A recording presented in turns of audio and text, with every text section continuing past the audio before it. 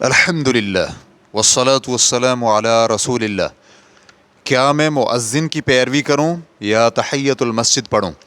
سوال کیا گیا ہے، میں اگر اذان کے وقت مسجد میں جاؤں تو کیا مجھے اذان کا جواب دینا چاہیے یا تحیۃ المسجد کی 2 رکعات پڑھوں؟ الجواب بعون اللہ سبحانہ و تعالی، افضل اور بہتر تو یہ ہے کہ آپ اذان کا جواب دیں اور پھر تحیۃ المسجد پڑھیں، تاکہ آپ دونوں عبادات بجا لائیں، جس میں مؤذن کا جواب اور تحیۃ المسجد دونوں پر عمل ہو جائے گا۔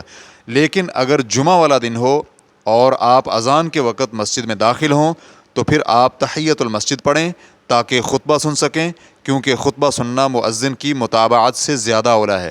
شیخ ابن عثیمین رحمہ اللہ سے یہ سوال کیا گیا، میں اگر اذان کے وقت مسجد میں داخل ہوں تو کیا مجھے تحیۃ المسجد پڑھنی چاہیے یا کہ مؤذن کی اذان کا جواب دینا چاہیے؟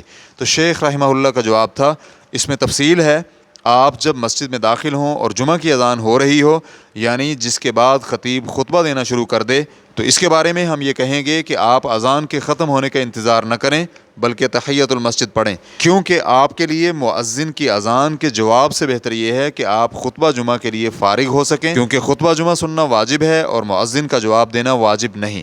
لیکن اگر اذان جمعہ کی نہیں بلکہ دوسری ہے تو پھر افضل یہ ہے کہ آپ کھڑے ہو کر اذان کا جواب دیں، اذان کے بعد والی دعا پڑھ کر پھر تحیۃ المسجد پڑھیں۔ اذان کے بعد پڑھی جانے والی معروف دعا یہ ہے، اللہم رب هذه الدعوة التامة والصلاة القائمة آت محمدا الوسیلة والفضیلة وبعثه مقاما محمودا الذی وعدته انک لا تخلف المیعاد۔ اے اللہ، اس مکمل دعوت اور قائم نماز کے پروردگار محمد صلی اللہ علیہ وآلہ وسلم کو خاص فضیلت عطا فرما اور انہیں مقام محمود پر کھڑا کر جس کا تو نے ان سے وعدہ فرمایا ہے، یقیناً تو وعدہ خلافی نہیں کرتا۔ ریفرنس کے لیے دیکھیے فتاوی ابن عثیمین جلد نمبر 14 صفحہ نمبر 259۔ واللہ تعالی اعلم۔ اسلام QA ریکارڈنگز، مؤسسۃ الشیخ محمد صالح المنجد، المملکۃ العربیۃ السعودیہ، فتویٰ نمبر 11960۔ والسلام علیکم ورحمۃ اللہ وبرکاتہ۔